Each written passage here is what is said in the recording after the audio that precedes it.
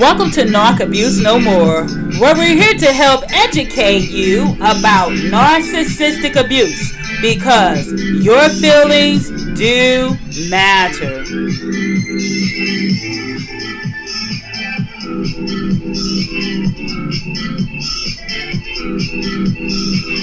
Hi, and welcome to another podcast of Narc Abuse No More with your host, Doctor and Evangelist K.O. Rich. Thanks for tuning in today. Today is Friday. Yes, it is Friday, August the 11th of 2023. I pray that you've had a blessed, stress-free, narcissistic-free, abuse-free week so far, and that the remainder of this week will continue to be so as well. But if not, we're going to be talking about a few things today. Again, my name is Dr. K.O. Rich with Narc Abuse No More, where we're here to help you admit what you feel in order to heal from the effects of narcissistic abuse, because your feelings do matter. Yes, they do. But before we go on with today's podcast, I would like to invite you to visit us on our website at www.narcabusenomore.org. Again, that website address is www.narcabusenomore.org, and on our website you'll find valuable information regarding narcissism, relationships, and if you have missed any of these podcasts, all you have to do is go directly to our website and listen to us from there. Now, just to let you know, we are on every Monday, Wednesday, and Friday at 10 a.m. Eastern Standard Time, 9 a.m. Central, and that is on SoundCloud, iHeartRadio, Spotify, Spreaker, Google Play, iTunes, Castbox, and Deezer. We're also on Amazon Audible, Rumble, Brighteon, and the Tube. That's right, we're on YouTube. So we have a variety of different platforms that you can listen to us from. But if all else fails, all you have to do is go directly to our website at www.narcabusenomore.org. All right, what are we talking about today? We are talking about building healthy relationships, having healthy relationships. So many people are in toxic relationships. They're in relationships that are controlling, relationships that are abusive, relationships that are manipulative. You're in narcissistic relationships. And so we want to just today give some tips for us being in healthy relationships, what to expect in a healthy relationship. The thing is, I was talking to someone the other day, and we were just discussing how so many people don't know how to be in a healthy relationship. Many people are used to toxic relationships, and so when they actually maybe meet someone that may be a good person to be in a relationship with, because they are so used to being in toxic relationships, they don't know how to even handle being in a healthy relationship, because the toxic, they may have grown up around abuse, they may have grown up around toxic relationships. And so you will often see, and I've seen this before, where you will see people where they may have had a mother that was abused, and then the children have been in relationships that's abusive, and then their children be in relationships that's abusive. And so when you talk about in the Bible, we often, when it comes to Christianity, we talk about generational curses, and the only way to break those curses is to be delivered from those things. And many people have not been delivered from those things that may have they may have grown up around where the abuse was normal. But I'm here to tell you that today that abuse is not normal. Abuse is not normal.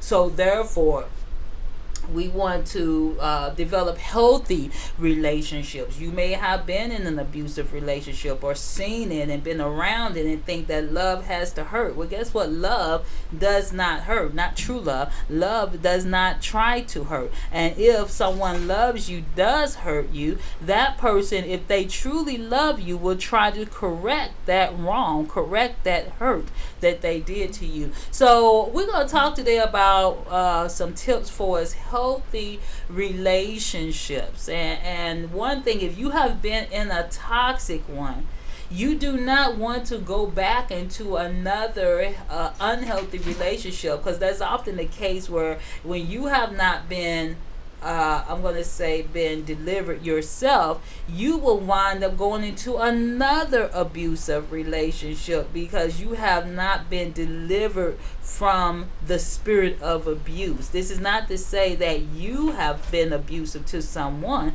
but you often see people that will go from one bad relationship to another bad relationship to another bad relationship. And so the common denominator with the change, the change that has to take place is with you. This is not to blame you for that what the other person did, but in order to not be in another abusive relationship, toxic relationship, you want to be that source of change. You can't change what someone else does. So let me make that clear. None of us can change what someone else does, but you can make sure that it doesn't happen to you if at all possible. And therefore, taking your time. Oftentimes people rush into relationships. There's no rush to be in a relationship because you don't want to rush into the wrong relationship, basically running off a cliff. You don't want to do that. If you have to take your time, I don't care if you're 50 years old, 60, whatever the case may be, if it takes that time or it takes that long in order to get into that quality relationship that you deserve, then by all means, take your time. For those of us who are Christians, we know that we're to allow God to be the one to lead us into all things. So, number one of the things that's so important to having a great relationship is to love yourself. This is not being narcissistic in the sense of I'm going to hurt somebody or I'm going to use somebody or I'm going to walk all over somebody. So many people get into unhealthy relationships because they don't love themselves. They're looking for love in the wrong places. That means that they're looking for love in a person who cannot even love themselves. So therefore, they definitely can't love you. At the end of abuse is somebody who does not love themselves. Therefore, they abuse you. Come on now.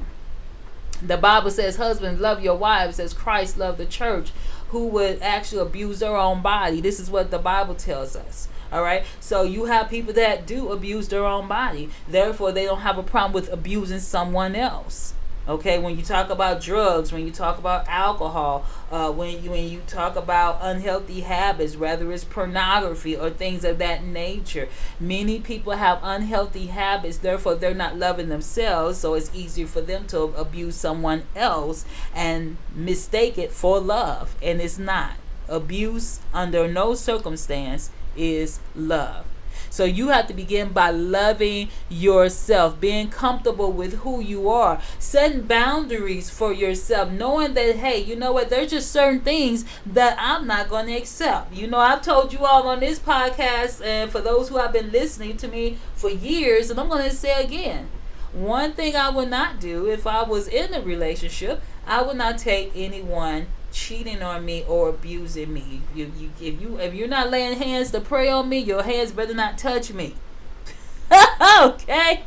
You have to say to yourself, there is some things that I'm not going to take. You get to that point. You say, you know what, I'm not going to take some things I may have dealt with when I was in my 20s. I'm not dealing with in my 40s or near 50. All right? Things that you're not going to take, things that you're not going to tolerate, things that you're not going to settle for. That means that you have to create healthy boundaries. And when you create those healthy boundaries, that's showing that, hey, you know what? I am learning to love myself. If you do not love you, how can you expect someone else to really give you the love that you deserve when you have not shown that you love you? We teach people how to treat us by what we allow them to do to us. So therefore, if you allow people to mistreat you, they will continue to mistreat you, because guess what? You have given them the license, you have given them the endorsement, you have given them the okay signal that, hey, I don't love myself, I don't care about myself, you could just treat me any kind of way because I don't have no value in me. And guess what? You are valuable. You have to tell yourself that. Okay? Those of you who've been listening to me, well, I say Psalms 139 verse 14. I am fearfully, I'm wonderfully made. I know that full well. You have to know that you deserve better. That means that you have to love yourself. You have been maybe in this toxic relationship where that person didn't love you. They told you you weren't pretty enough. You didn't make enough money. You weren't smart enough. You weren't this. You weren't that. You have to tell yourself that is a lie. And begin to love yourself. Speak affirmations to yourself. Number 2, another important aspect of having a good relationship is communication. So many couples think they communicate and they don't. Yelling and screaming is not communication. Okay, when we yell, we scream. That is not communication. That's just saying, I don't know how to put into words what I'm really feeling right now, so therefore I'm yelling at the person, but I don't know how to effectively communicate with the person, because communication is not done through yelling and screaming. Talk to your spouse. If you're with that person, talk to your spouse. If you're dating someone, talk to that individual. Ask questions. Also, be willing to listen. Part of communication is listening. It's not always talking. If someone is talking and they're trying to communicate with you, but you already got in your mind, you're going through in your mind what your rebuttal is going to be, and you got that Perry Mason plan in your mind where I'm going to have my defense ready, then guess what? You're not communicating, because part of communication is listening. So therefore, you have to talk through problems. If you feel like, I'm going to stonewall this person and I'm not going to say anything to them, guess what? That's not communication. Many marriages fail because of a lack of communication. The parties on two opposite ends of the spectrum. And so therefore, the husband and the wife, they're communicating differently. They're not communicating at all. If you think that person is supposed to know what you feel and you haven't expressed it, then guess what? You're not communicating, because they're not a mind reader. And sometimes you have to verbally express what your needs are in order for that person to know. You walk around with an attitude thinking that people are supposed to read your mind, and none of us are mind readers. So therefore, you have to use your words. As we tell the 2-year-old, use your words. Communicate. I'm not talking about being vulgar. I'm not talking about trying to hurt the individual. I'm not talking about yelling and screaming and all those things. That's not effective communication. One person has to speak. One has to listen. One has to listen. Another one speaks. And not just say, I listen to you. But are you actually hearing with that person? One thing that's good to do is when you are talking to someone, then to let that person know that you've heard them, repeat what they've said in order to be able to make sure that you actually understood them. So when you're talking to them and say, from what I gather, it seems as if you're saying X, Y, and Z, so that they can know that yes, you heard them, you're hearing them, you're hopefully understanding them. Number 3, be honest. Be honest. If a relationship doesn't have honesty, a relationship is not a relationship at all. Okay? It's not a healthy one, should I say. If you're not going to be truthful with that person, then that relationship is not going to blossom, because guess what? It's going to be full of lies. And once that trust is broken, it's hard to get back. Trust takes time. It takes time to build a relationship. It takes time to build trust. And trust is an important part of a healthy relationship. And so if you caught this person in lies, if they're constantly lying to you, if you can't trust anything that come out of their mouth, then guess what? You are not in a healthy relationship. And relationships need honesty. And if you're thinking that I'm going to go into a relationship and I'm going to lie all the time, I'm going to cheat, I'm going to lie, I'm going to do, well, guess what? You're going to probably find yourself being solo, because a healthy relationship needs honesty. Who wants to be in a relationship with someone that they can't trust? And you might know that I'm in this relationship. If you're dating a person, you know that you can't trust them because all they do is lie, then guess what?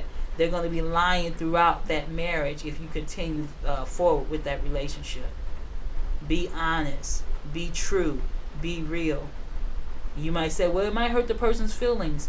There's a way to talk to people and let them know how you feel without trying to hurt them. But you have to be honest. All right, we're going to take a quick break and we'll be back in just a moment.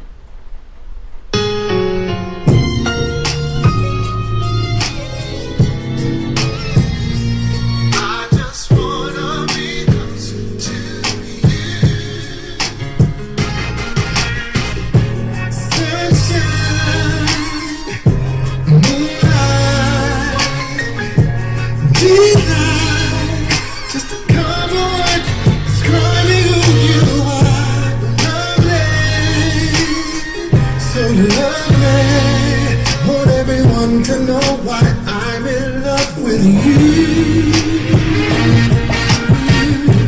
Patient and strong, always, no matter what I face, you've been there to bring me through. Just fine, on time. It took a while to see that your love was true. Now no one can undo. I belong to you until the end of time. Good to know you're mine. And all I want to say till my dying day, I just wanna be close to you.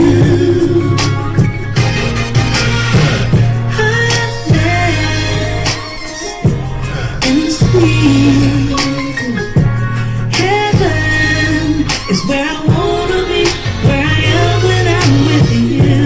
Perfect, yes, perfect is what you gave all the world to see. Now no one can undo, 'cause I belong to you until the end of time. Good to know. And all I wanna say to you till I die, I just wanna be close to you. Come on, people, follow me. You say.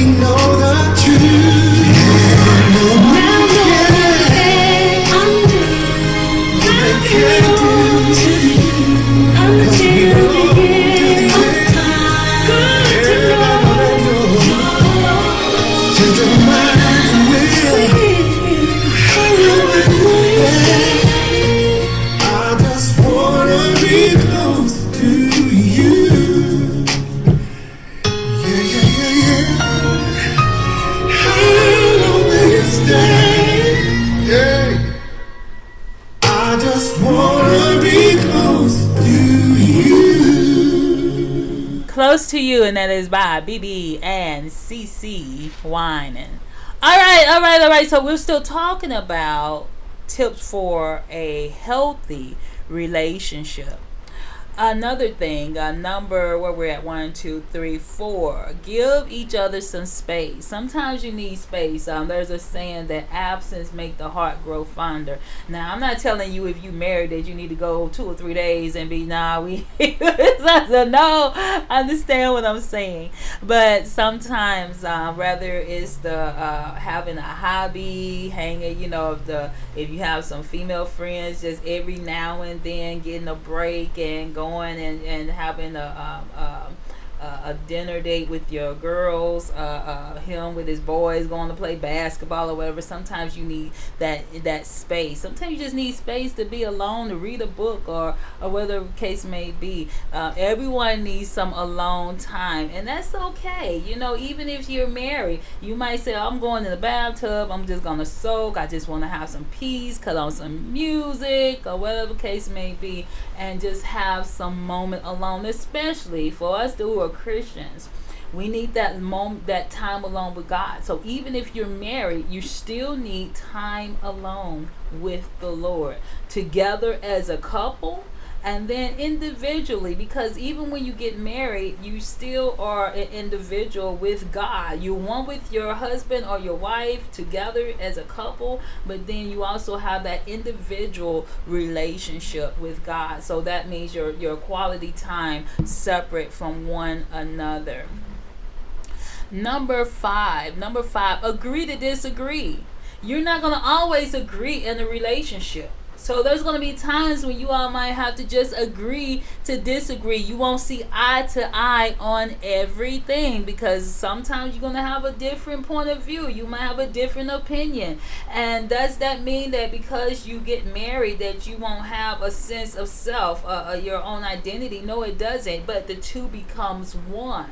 All right, but it doesn't mean that you will always see eye to eye on everything. So sometimes it's going to be where you have to agree to disagree, that you're going to have to compromise. All right, so you may have a disagreement and you all say, okay, we're going to have to compromise on this and be willing to sacrifice. Okay, that calls for humility. Come on now, humility. You cannot have a healthy relationship if you are not humble. If you're not humble, someone has to let go of the pride robe. Okay, no pride. We have to let go of pride in our hearts and be able to say, you know what, I'm going to be humble. We're going to compromise. We're going to talk about this. We're going to agree to disagree. It's okay. Another important aspect when it comes to a relationship is you have to be willing to forgive and seek forgiveness. There are going to be times you may say something, you may do something that hurts the other person. I'm not talking about those who are abusing you, knocking you upside your head. Forgive them while they're in an orange jumpsuit, okay? But what I'm saying right now is a healthy relationship requires the ability to forgive. Don't think that you will ever have a relationship where someone will not have to forgive the other person. If you're going into a relationship thinking that no one will have to forgive the other person, then your relationship is doomed from the beginning.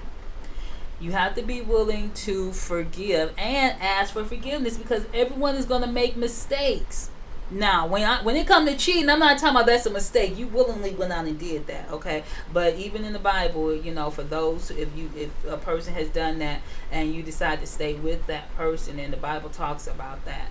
However, there are going to be times when you're going to make mistakes and you're going to have to apologize and also accept your spouse's apology. For those who have never been married, there is so important to know that forgiveness is necessary in a relationship. There's going to be, none of us are perfect people. All of us make mistakes. How many times have we needed to be forgiven with our friends and our family and different ones, things we may have done, and we had to say, I'm wrong. You have to be willing, and that's another thing, be willing to admit that I'm wrong. If you're so prideful that you can't admit that, hey, you know what, I'm wrong, or I might have handled this wrong, or whatever the case may be, then guess what? That relationship is not going to flourish. There's going to be times when both parties will have to admit that, you know what, I'm wrong. I'm sorry. Please forgive me. I messed up. I made a mistake. I didn't mean to hurt you. And one thing that the Word of God lets us know is that we have to be willing to forgive as God has forgiven us. So when you're in a healthy relationship, guess what? Forgiveness is a must. Another thing, when you're talking about a healthy relationship, it's so important to support one another. Let me just say this: if you're married, don't let don't let the biggest cheerleader be someone outside your marriage. Okay, that's a way to lose that marriage. Be your spouse's biggest cheerleader. They should be able to come to you and, hey, I'm not talking about anything that's going against the law or against the laws of God. Okay, absolutely not. But when if you're with someone and you're married to that person has a dream or a goal that God has given to them, they need you to be their support. They need you to be their cheerleader. They don't need you to put them down or to discourage them or to tell them what they can't do. And then someone else is coming along, oh yeah, they in their corner and you can do it. And no, you need to be your spouse's biggest cheerleader. If you're dating someone and that person is trying to achieve things in life that God has led them on, if you can't support them, then guess what? It's not meant for you to be with them. Let me repeat that. If that person has been given something by the Lord, and it is God has called them to do something, and if you can't be of support to them, then you're not meant to be with them. Let me just say this for those who are Christians and you're dating someone and you're talking about being married. Whoever God has for you is going to help you, build you up, support you in the goals and the dreams and the will that He has for them. Because you would not have that person that's going to separate you from God. They will be part of the means to bring you closer to Him as a couple. And if someone is a distraction away from God, then that is not the person God has for you. For example, I'm in ministry. Okay, I'm also a pastoral counselor with other things. If God ever had a person for me, that person is not going to pull me away from the call that God has on my life. That person is going to be an asset, not a distraction, but an asset, and I will be an asset to them with the call that God has on their life, so that when we would unite together as a couple, that we will both be working in alignment together in the will of God. Whoever you are with, to build a healthy relationship, you have to support one another. We're going to take another quick break and we'll be back in just a moment.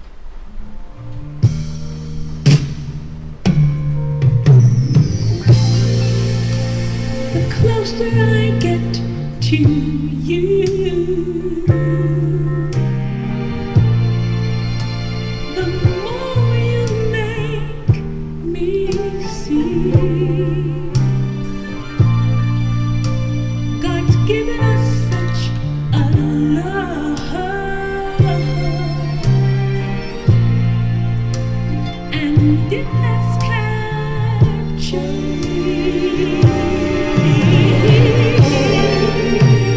Over and over again, I prayed for one like you to be with me till the end, and all the while inside I knew He would hear, 'cause you're the answer to my prayer.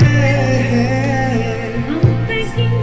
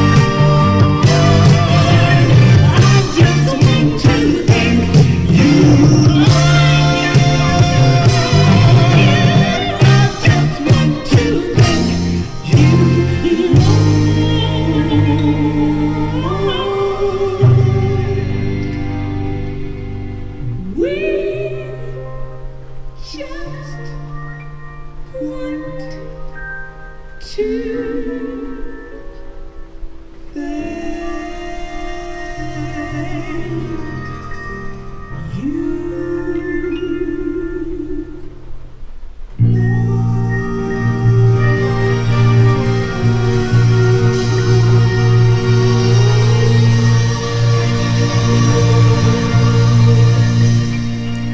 And that is by Brenda and Phil Nicholas. The Closer I Get to You. When you're talking about relationships, it is so important to talk openly to one another. This is another aspect of having a healthy relationship. If you feel that you can't talk to that person about anything, then something may not be right with that relationship, especially if you're talking about tying the knot, or if you're already married. Your best friend should be, I know we call it ourselves having best friends or whatever, but the thing is, your best friend should be your spouse. With that being said, your best friend outside of God, okay, God, because God is first, but outside of God, your best friend should be your spouse. That means that you should be able to talk to your spouse about anything, and your spouse will not use it to hurt you. One of the reasons that many divorces are so nasty is because oftentimes spouses know things about the other one that can really damage and hurt the other one, and so you allow yourself to be vulnerable in this relationship, but then that person, if it's not the right relationship, can use it against you. This is why it's important, in order to have that right relationship, to ask God what relationship is right for you. So make sure that you're able to talk honestly with this person. If you can't talk honestly from the beginning, you can't tell the person about your feelings, your dreams, your goals, your ambitions, those things, and have that person hear you and be there for you, and you can't talk to them, and if you try to talk to them, they shut you down. Well, guess what? If you haven't married this person, this is not the person for you, because you need to be able to openly talk to that individual and tell them things, your feelings. This is why we talk about on this podcast that your feelings do matter, and they do. If you're in a relationship, then that person should care about your feelings, and you should care about theirs. But when you're in an unhealthy relationship and you're dealing with someone that's narcissistic, they don't care about your feelings. It's all about me, I, but never the other individual. So you need to be able to talk openly. You need to be able to talk honestly. You need to be able to tell them things that they can do to make the relationship better, and vice versa. Be able to receive the constructive criticism in order to make the relationship better. Again, there are so many people who are in unhealthy relationships because they don't know how to have a healthy relationship. And let me just say this: when you're dealing with healthy relationship, it takes work. Don't think that you'll be able to get into a relationship and it doesn't require any type of maintenance. It does. When you buy a brand new car, guess what? That car is going to require maintenance. You're going to have to get oil change. You're going to have to get tire rotations. You're going to have to hopefully clean it. Okay? You're going to have to get it tuned up every now and then. It takes maintenance. Relationships take maintenance. You have to be able to maintain that relationship by working on it, whatever areas that you need working on. If it means spending more time, then guess what? You need to spend more time with that relationship. Oftentimes people spend more time preparing the wedding day, okay, preparing for the wedding day, than preparing for the marriage. Your wedding day is just one day for a few hours, but your marriage is to last a lifetime. So You have to maintain that relationship. Don't say, okay, now I'm married, so then I can let everything go. I don't take care of myself. I don't take care of my health. I don't give the person attention. We don't spend any time together. We don't talk together. We don't even like each other anymore. Come on now. This is what's going on in many relationships and many marriages. It takes work. What you did in the beginning, don't think, oh, now I just stop. No, if you were giving flowers, you may not give it as often because you were trying to woo that person, but don't think that, hey, now I got the person, so now I don't have to do these things to maintain the relationship. Relationships take maintenance, okay? That means that I have to work on my relationship constantly. That means that I'm giving 100, that person is giving 100. If you have children, guess what? Your relationship still needs maintenance, all right? Now you have the additional family that has expanded, but don't neglect your relationship, because one day those kids may be out the house and it's still, hopefully still be you two, and you two still need to have that friendship, that trust, that communication, the ability to laugh. Come on now, you need to be able to laugh with each other. That requires you being friends, being able to laugh. Spend time together, loving one another, because love is not, many people, when you watch these movies and they equate sex to love. Sex is not love. When you're married, it's part of that loving atmosphere, that loving commitment to one another once you get married. Okay, I'm not talking to y'all who's single. Come on now. I'm an evangelist, all right? So I have to speak in terms of the word of God. I'm not talking about fornication. But the sexual, physical intimacy part is part of God's union, okay? When you do say I do and marry one another, okay? So that is part of the relationship. But sex is not, sex will not, is not the means to an end, okay? It does not settle anything. It does not fix problems in the relationship. And if there's sexual problems in the relationship for us, there's been members that's in the military, and they wind up having I can't think of the name of it right now. Erectile dysfunction due to something that may have taken place in the military. Then you have to go to a doctor together. But communication, that's the key. Communication. Some women are going through menopause and they feel like, oh, well, my husband just needs to understand, or whatever the case may be. You have to communicate. You have to talk. Go to a doctor, go to a counselor, work on that relationship, okay? I see this oftentimes in menopausal groups where the women just, and I'm saying women because the women are the ones that go through the menopause, okay? When we're talking about the hot flashes and all that. And so the women that say, oh, well, my husband, he wants sex and it feels like a chore and I just don't. It's so important to communicate what you're feeling. Communication for your marriage to work. Sometimes you may have to talk to a counselor and go to counseling for those who even are in menopause. And it's maybe affecting other areas where you having mood swings and your husband not knowing what bag you're going to come out of on any given day because you're going through all these mood swings and hot flashes, and your hormones are, 1 minute you're happy, the next minute you're crying, and all these different things. And that's normal for us, certain times of life for women. But the thing is, communication is key. It is so important to communicate. All right, we are up out of here. I pray that today's podcast has been a blessing to you, and that you will know that your feelings do matter. Because let me just say this, it is so important to be in touch with your feelings. You need, in order to have a healthy relationship, you got to express your feelings. If you don't express your feelings and you keep them bottled up, guess what? they will never come to light where you can have that healthy relationship.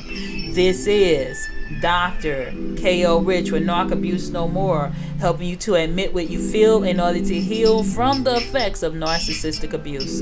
Until next time.